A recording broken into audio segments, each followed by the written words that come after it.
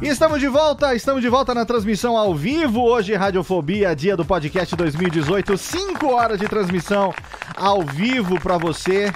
E a gente tem aqui hoje a figura de Caio Corraini nesse momento. Seja muito bem-vindo, Caio Corraini, meu amigo, meu brother. Como é que vocês estão? Tudo bem, estamos aí, dia do podcast. Feliz dia do podcast para você, né, queridão? Pra você também, Léo. Obrigado. Pra você que hoje fez já há um tempo do podcast a sua principal atividade de vida profissional, né? A principal atividade, aquilo que coloca o pão na mesa e o juice no vapor, aquilo ali, no vapezinho, né? Todo dia. Eu quero aproveitar você aqui agora pra gente falar a respeito disso. A gente que já trabalha junto também, né, na Radiofobia, editando podcasts, a gente que já é parceiro de longa data. O que hoje é o podcast pra você, Caio? Qual a importância que o podcast tem na sua vida hoje, meu velho? Cara, podcast pra mim hoje é tudo, né? E é interessante pensar nisso, né? Porque a minha programação do que eu pretendia fazer na minha vida era bem clara, né? Desde muito pequeno eu sabia que eu queria trabalhar com jornalismo e eu queria trabalhar com videogame, que são as duas grandes paixões. E eu consegui fazer isso por 10 anos, só que no meio dessa jornada em que eu estava trabalhando com videogame, eu descobri o podcast e ele surgiu e chegou como uma paixão tão grande quanto. Uhum. E hoje em dia eu fico muito feliz que eu consigo levar o podcast como o meu ganha-pão, como a coisa que que paga todas as minhas contas, o que eu faço todos os meus dias. É bem engraçado, né? Ver como a vida ela deu essa guinada, mas deu certo, né? Ela foi uma ótima guinada, não foi uma coisa que... Porque eu vejo muitos amigos que trabalham com jornalismo indo para assessoria de imprensa, indo para... ainda fazendo trabalho de comunicação, mas indo mais para essa parte assim de beleza, né? Vou trabalhar para o lado da publicidade. E eu tô conseguindo trabalhar com informação, com comunicação ainda, sendo um comunicador, mas também trabalhando nesse backstage nosso, né? De produção, de edição, que é uma coisa que me dá muita felicidade. E é interessante a gente falar um pouco da história, né? Porque você, durante muitos anos, durante quanto tempo você produziu aquele podcast sobre games que tinha lá no IG? Cara, o Games on the Rocks... Games on the Rocks, eu me esqueci do nome, você viu? Eu falei o podcast game do IG, né?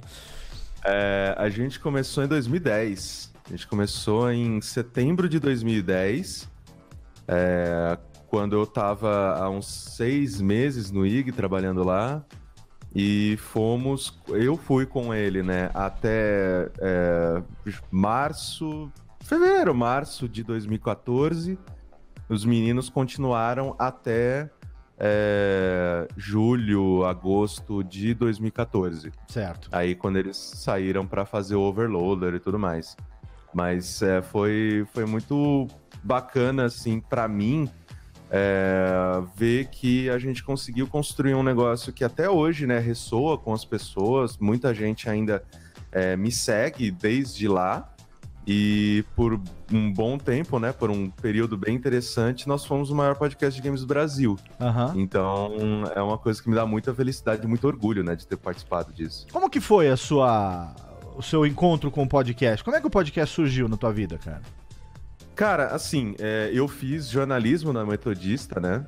E uma das coisas que o pessoal pede, né, de um estudante de jornalismo, e que, né, seria meio que atitude básica para todos os cidadãos, é se informar, né? Estar informado, consumir jornalismo, consumir notícias, saber o que tá rolando, né? E só que a Metodista, né, para quem não é daqui de São Paulo, a Metodista ela fica em São Bernardo, que, né, é uma cidade do Grande ABC, que ficava a mais ou menos 2 horas de ônibus da minha casa. E isso que eu morava perto. E eu então ficava esse tempo ocioso, né, de 2 horas para ir, 2 horas para voltar da faculdade. E eu nunca fui de ler jornal. Eu acho o jornal meio que destrambelhado, ele é grande demais na sua mão. O jornal é muito das cavernas pra gente, né? Eu tentava ler no Aquelas ônibus, coisas de né, papel, quem usa papel a não ser pra limpar a bunda hoje em dia, né? Mas eu tentava ler no ônibus, eu ficava com tontura, eu não conseguia. Ainda os civilizados não usam papel pra limpar as bundas, usam suveirinho. E aí caraca, ok, eu preciso me informar, eu preciso, né, consumir informação. E aí eu comecei a ouvir a CBN, né, e aí comecei a ouvir jornal, né, no rádio e tudo mais, e comecei a cada vez mais me interessar pelo rádio. Só que, por exemplo, a CBN, ela tinha, sei lá, a coluna do Juca Kfouri. Sim. Só que a coluna do Juca, ela era transmitida em horários que eu não podia ouvir. E aí cacete, eu queria ouvir, né? Quando eu ainda me importava bastante com futebol, acompanhava, torcia pelo São Paulo e tudo mais, eu ficava, cacete, eu quero ouvir o Juca, só que eu não consigo, porque ele é transmitido em um horário que eu não tô disponível para ele. Uhum. Por que não pode ser o contrário? E podia ser o contrário. Sim. Né? E o podcast foi basicamente assim que eu descobri o podcast, foi vendo que programas em áudio estavam disponíveis para mim na hora que eu queria, e não na hora que eles tinham que ser transmitidos ao vivo. Uhum. Então foi meio que começando a consumir o rádio e depois procurando esse áudio sob demanda. Sim. Que eu descobri o podcast. E como que foi o início da vida como produtor de podcast? Aquele pulo do gato de você, que eu costumo chamar de entusiasmado, que você começa a ouvir pra caralho e tal, e aí você dá um passo pro entusiasta, que é o cara que resolve e fala, não, acho que eu também vou fazer, eu tenho coisa pra falar, eu tenho assunto, eu quero me expressar. Como que aconteceu isso pra você? Então, eu na faculdade eu tinha aulas de radiojornalismo, né? E então eu comecei a aprender a editar, comecei a aprender a fazer externa, a gravar entrevista, a decupar, esse tipo de coisa. Então eu comecei a me familiarizar com os programas e ver que eu gostava daquilo. Tanto editar vídeo quanto editar áudio. Só que o áudio, para mim, ele era mais gostoso porque dá pra você roubar mais. Né? Sim. O vídeo, se você edita demais, fica parecendo que a pessoa, né, tá tipo um robozinho. E mesmo quando a gente grava ao vivo o podcast, a gente consegue também dar uma roubadinha. Que a gente tem os nossos truquezinhos, né? Então, eu me diverti editando áudio. Em 2008, final de 2008, eu fui convidado a participar do blog Continue, do Fábio Bratti. Sim. Que na época era o maior blog de games do Brasil. E aí eu comecei a escrever pro Continue. E eu já gostava tanto de podcast que eu falei, cara, vamos fazer um do blog. E ele falou, tá bom, só que eu não sei nada, não sei editar. Eu falei, não, deixa comigo. E em 2008 a gente já começou a gravar e publicar o Continue Play. Começou como Dreamcast, só que como o pessoal do Sul já tinha esse nome, já estava usando, a gente virou Continue Play. E foi um podcast do blog que a gente começou... Fez por pouco tempo, porque ainda era muito difícil, eu demorava demais para editar.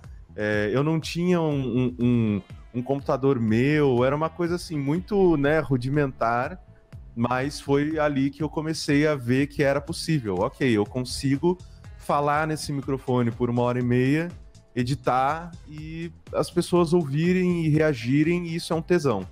E dali pra frente é ladeira abaixo, né, você sabe.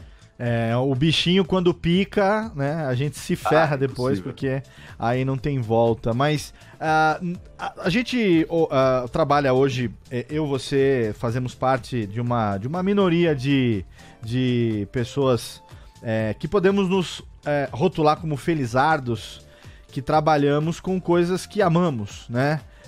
Eu demorei muitos anos para conquistar essa condição, foram mais de 25 anos de luta, de trabalho, para que enfim eu conseguisse me divertir com aquilo que eu faço e fazer aquilo que eu me divirto, que disso viesse o meu trabalho, a renda da minha família. E você hoje conseguiu essa condição de trabalhar com podcast. Claro que ninguém vê, todo mundo vê as pingas que a gente toma, mas ninguém vê os tombos que a gente leva. Né? Então, como é que tem sido para você como produtor, né, essa rotina de lidar com clientes diferentes, com rotinas diferentes? A gente sabe que você é uma pessoa muito querida na podosfera, todos os amigos, todos os clientes gostam muito de você, né? A gente vê lá as meninas do Mamilos, o Guga, o quanto não cansam de tecer elogios a seu respeito, além de ser o editor gato da podosfera. Ai, que delícia! Exato, cadê o Rubens e Jorge? Bota palminhas aqui pro editor gato, manda um beijinho, cadê o beijinho?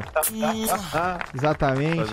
Então, como que tem sido pra você, como é que foi, na verdade, esse passo de você sair do trabalho que você tinha, onde o podcast não era o principal, era um dos trabalhos que você desenvolvia, para que hoje você vivesse de podcast? E a gente, quando fala viver de podcast, o pessoal acha que a gente vive com fone de ouvido dando risada o dia inteiro, e não é bem isso que é viver de podcast. Como que aconteceu a transição profissional e como que é hoje o dia a dia do Caio Corraine?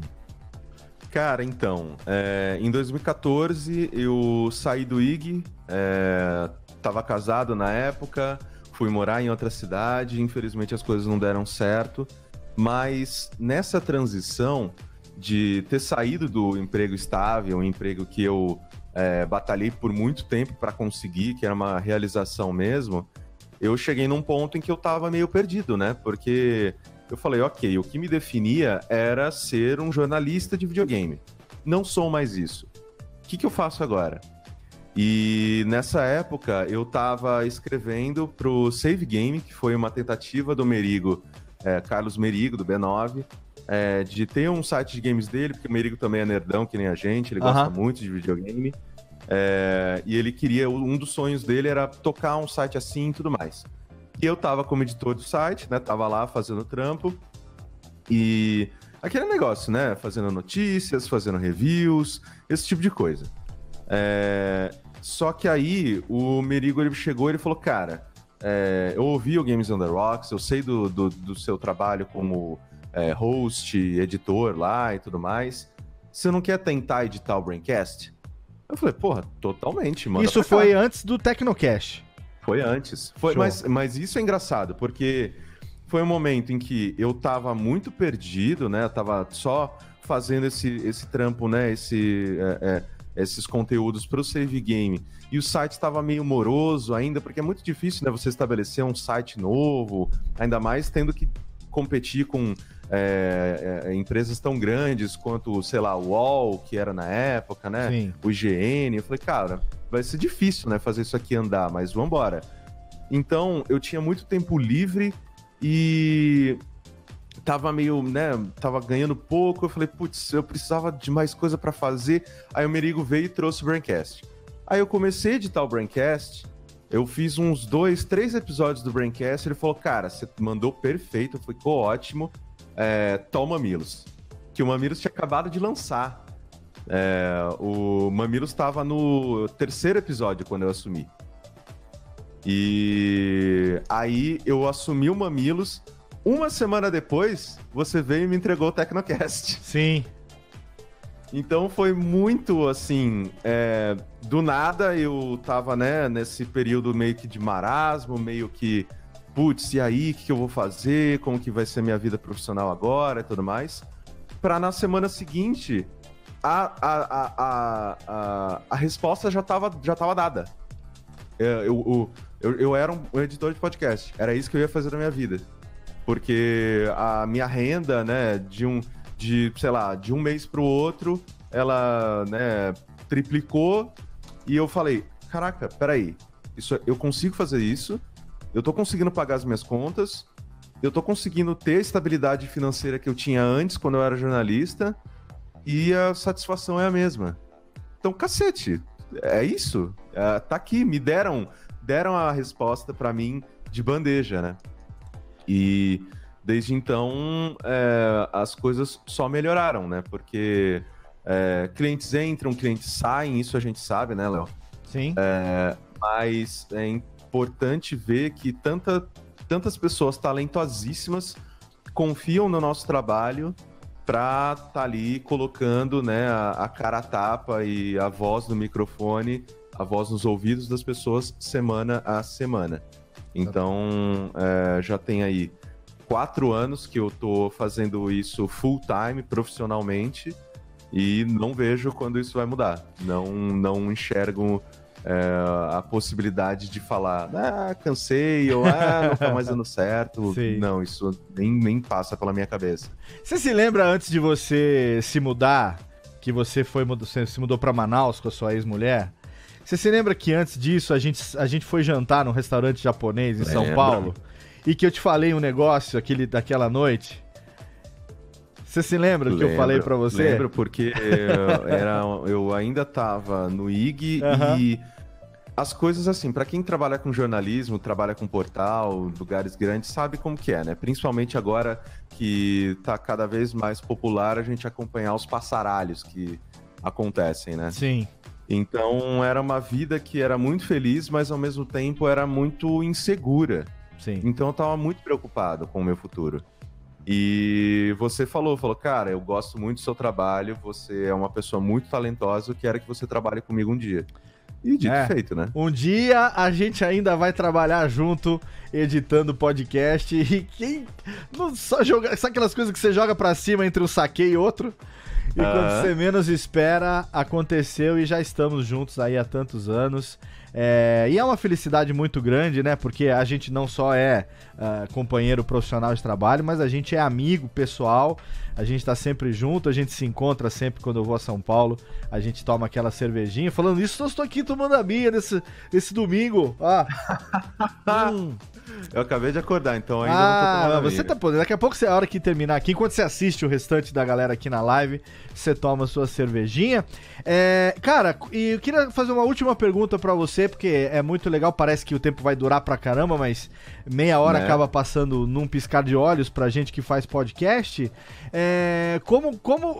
Quais são os projetos que você tá envolvido hoje, né? E também como é que é o relacionamento seu com os ouvintes, porque a gente vê que tem uma interação muito bacana, os ouvintes sacaneiam, brincam muito, a gente vê que tem uma proximidade muito grande, né? Aqui mesmo agora o chat da live tá bombando de gente falando aqui, Corraine, me beija, Corraine, seu lindo, gostoso, te amo, gato, todo mundo aqui, Corraine foi sempre tão lindo assim, essa carequinha agora... e olha, eu tenho responsabilidade dessa careca que eu tô sabendo, hein? Foi uma ótima ideia. Não foi ideia nenhuma, Eu demorei não. muito pra assumir que a natureza tava levando meu cabelo embora. A gente saiu na última vez que a gente se encontrou em São Paulo, a gente saiu pra tomar um negocinho no fim de noite. E aí eu comentei que uma vez eu tinha ficado careca na época da Rádio Fênix. Aí você falou, nunca te vi careca. Eu peguei e mostrei uma foto minha careca. No dia seguinte esse viado aparece de cabelo raspado. Não, porque eu olhei o Léo e falei, tá aí, ele não ficou ruim, não. Tá aí, né, careca, vamos tentar. Quando se tem um shape legal, fica bacana, né? É ruim quando você tem aquela cabeça de piroca que é torta pro lado, assim, aí é meio complicado. Mas e aí, quais são os projetos hoje que você tá envolvido e como que é o relacionamento com os ouvintes, cara? Cara, atualmente eu sou o editor do Braincast, do Mamilos, do GugaCast. O GugaCast eu também participo, né? Quase toda semana tô lá junto com o Guga e o Rafael. Do Código Aberto também, que são entrevistas que a Ju e o Merigo fazem ali com profissionais da comunicação, que é muito, muito bacana para quem trabalha nesse meio. Caraca, tem mais coisas, só que eu super esqueço, assim, é muito podcast, cara. Tem muito freela que pinta também, né? A gente, muito, na Radiofobia, vira e mexe também, aparece os freelas pra fazer e tal, né? Exato, principalmente agora a Ju, né, a Ju e a Cris, elas deram aquele passo profissional muito foda, né, junto com o Mamilos, e agora tá pintando muito trabalho junto com elas, que é muito legal, que a gente finalizou um projeto pra Globosat, estamos desenvolvendo agora um projeto junto com a Natura, excelente. Que é, muito legal, tem uns outros projetos, assim, de, sei lá, de religião, que um pessoal... dá palestras sobre sobre religião, sobre budismo, e falar, edita aqui pra mim, aí, né, tipo, tô ajudando, assim, amigo a editar. Muito legal. Então, tem muita coisa acontecendo, que é sempre muito divertido. E pra mim, assim, O relacionamento com os ouvintes é crucial. É interessante porque eu vou até contar uma história breve. No começo desse ano, eu tive uns probleminhas de saúde, tomei um susto muito grande. Tomamos, né? E, né, porque eu tive um mal-estar absurdo, acabei indo pro hospital, fiquei internado uns dias, e pra depois, né, achei que tava tendo um ataque do coração com 30 anos, mas fui ver depois, né, fui diagnosticado com síndrome do pânico. Só que, antes de ser diagnosticado, né, pelo meu psiquiatra, eu fiquei esses dias internado no hospital e não tinha plano de saúde. Não ia no médico desde os meus 15 anos de idade. Quando eu comecei a ser rápido o suficiente para fugir da minha avó, que ela marcava a consulta, eu fugia, eu nunca mais fui no médico. Que é uma coisa meio tonta que homem faz. Pois é. E então, eu fiquei internado, não tinha plano de saúde. O que aconteceu? Continha, né? Puxa. E fui agraciado com uma conta de uns 10 mil reais. Do nada, né? E aí, a coisa assim, pra mim, eu acho que é a coisa mais emocionante que já aconteceu na minha vida, assim. Um amigo meu, sem me avisar, pegou meu PicPay, né, que eu tinha feito pra comprar uns negócios no Steam, aproveitar uns cashbacks, esse tipo de coisa. Pegou meu PicPay, jogou no grupo secreto do GugaCast. Um dia, juntaram 10 mil reais e me deram. Olha aí. Caralho! Que foda! Que foda, cara. Assim, tipo... esse tipo de carinho, esse tipo de... Sei lá, cara. É mais do que carinho. É amor foda mesmo. Cara, isso é muito foda. Não tem, sabe? Não tem. E, tipo, são pessoas que gostam de mim, que acompanham o meu trabalho e que se juntaram sem que eu pedisse, sem que eu chegasse e falasse, gente... Tô precisando de ajuda, dá um help aí. Não, era um negócio assim, beleza, tipo, sou responsável, sou um adulto responsável, vou segurar o BO. É isso aí. Não, eles falaram, não, você já tem que se preocupar com o seu trabalho, com a sua vida, agora com o seu tratamento que vai continuar acontecendo aí, psicologicamente. Foda. Cara, essa barra deixa comigo, toca pro pai, tá ligado? Manda pro pai que o pai resolve, é isso aí. E eles foram e fizeram acontecer, cara. Foi inacreditável. Que foda. Que foda e extremamente merecido, porque, cara, você é um querido, um dos melhores caráteres que a gente tem na podosfera. A gente ainda tem a sorte de ter na podosfera muita gente de bem, muita gente do bem, né? E você é um desses maiores exemplos, um cara que eu tenho a honra de chamar de meu amigo, meu irmão, que eu sei que pode contar comigo, que eu posso contar com você a qualquer momento, tanto quanto você pode contar comigo. Até naquela hora eu lembro que eu falei, cara, você precisa, eu pego o carro, desço pra São Paulo, vamos ver, que você falou, não, tá tudo bem, tô aqui. Falei, pelo amor de Deus, precisa de alguma coisa, liga, fala, não deixa de falar, porque essa é a sua característica, né, um cara extremamente humilde, que eu tenho uma honra enorme de estar do seu lado no dia a dia, de compartilhar esses aspectos da vida com você.